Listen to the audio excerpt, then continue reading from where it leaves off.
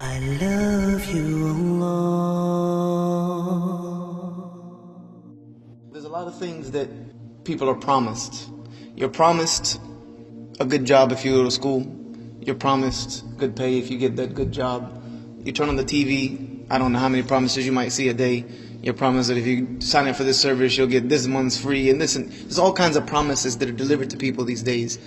And you know, that's part of the marketing of this life, is trying to sell you something. Everybody's always trying to sell you something by making promises. Allah Azza wa Jal has tried to sell us something by making us promises. He's sold us Jannah by giving Him back our free will and doing what He wants us to do with our lives. He's promised us hell if we refuse that offer. But there's one thing He's promised every single human being. It doesn't matter where they come from, what country or what land you came from.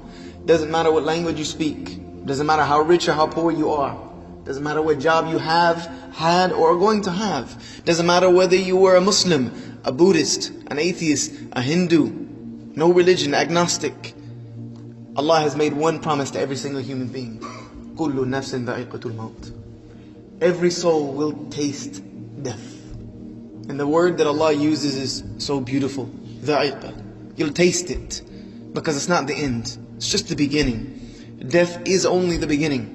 But it is a promise that Allah has made to every single human being, that you will end this little phase in this dunya, which means nothing. This dunya that in the eyes of Allah is not worth the wing of a mosquito.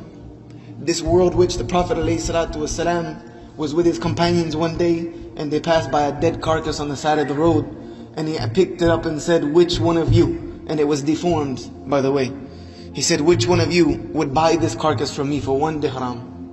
They said, "Ya Rasulullah, none of us would take it even if you offered it for free."